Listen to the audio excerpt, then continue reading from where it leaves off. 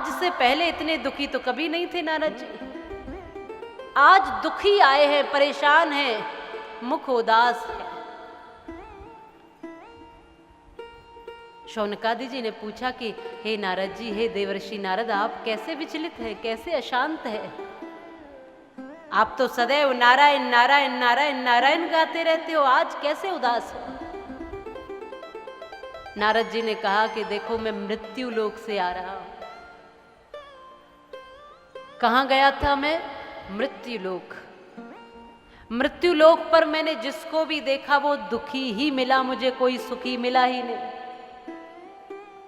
अच्छा, किसी दुखी व्यक्ति से आप मिलो तो आप स्वयं भी दुखी ही हो जाओगे।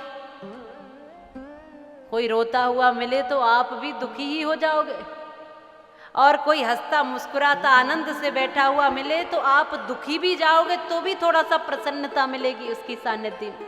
नारद जी कहते हैं, मैं गया तो ठीक ठाक था, लेकिन इस मृत्यु लोक पर जैसे गया, वहां देखा कि सब दुखी हैं, सब परेशान।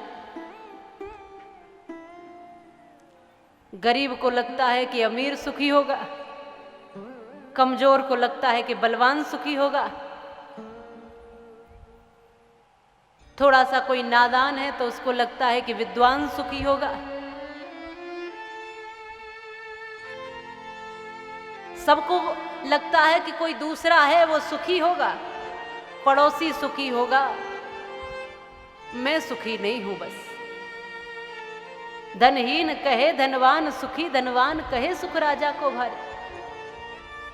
अच्छा, कितने लोग हैं यहाँ जो सुखी हो चुके हैं? वो हाथ खड़ा करिए, जो बिल्कुल सुखी, वो लोग हाथ खड़ा करो। जिनको कोई दुख नहीं है जीवन में, वो हाथ खड़ा करो।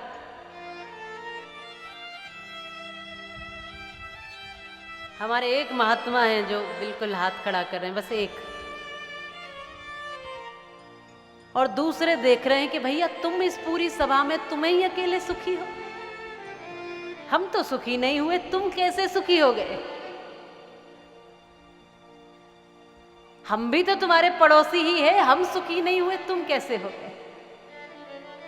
कोई तन दुखी, कोई मन दुखी, कोई धन से रहत उदास, और थोड़ा थोड़ा सब दुखी, बस सुखी राम का दास।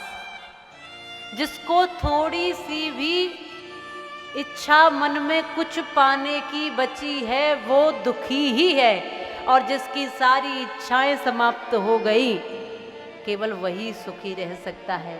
जिसको कुछ नहीं चाहिए समाज से, जिसको कुछ नहीं चाहिए किसी से, बस वही सुखी है। पर संसारिक लोग हैं हम, तो कुछ न कुछ चाहिए सभी को, कुछ न कुछ इच्छाएं हैं सभी की। मेरे घर मकान अच्छे बन जाए, मेरे घर बेटा आ जाए, पोता आ जाए, कहते हैं कि नहीं माता? मेरी मनोकामनाएं पूर्ण हो जाए, मेरा स्वास्थ्य ठीक हो जाए, कुछ न कुछ तो मांगते ही है। कितने लोग हैं जो मंदिर जाके कुछ नहीं मांगते? बताओ जरा, हाथ खड़ा करो। सब कुछ न कुछ मांगते हैं, बिना मांगे कोई जाता ही नहीं। वो एक माता जी जाती थी बिल्कुल मंदिर में, कहती थी कि भगवान मेरे घर में एक पोता आ जाए, पोता आ जाए। और माताओं को ये बड़ी चिंता होती।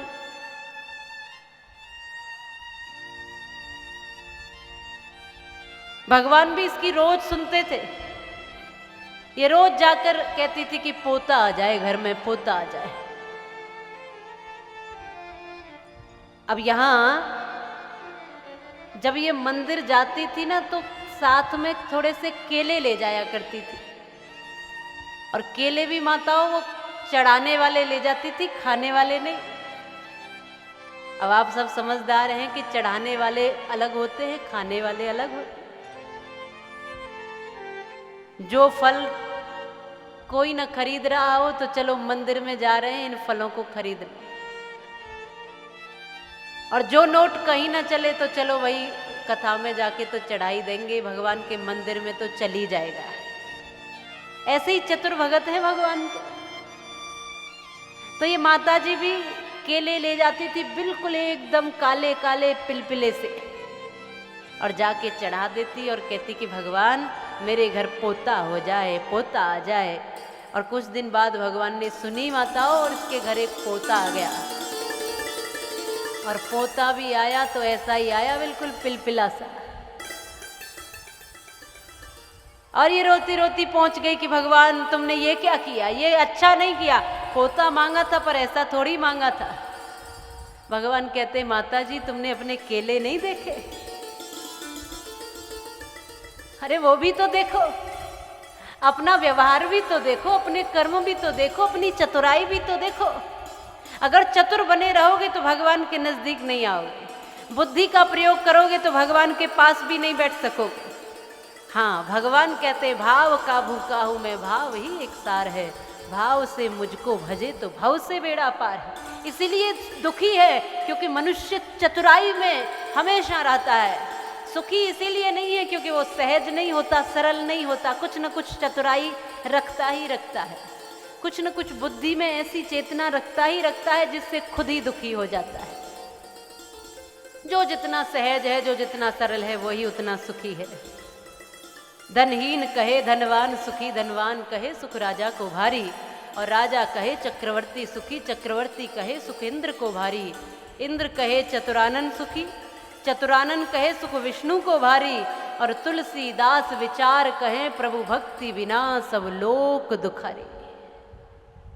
ईश्वर की भक्ति के बिना समस्त और दुख ही दुख है।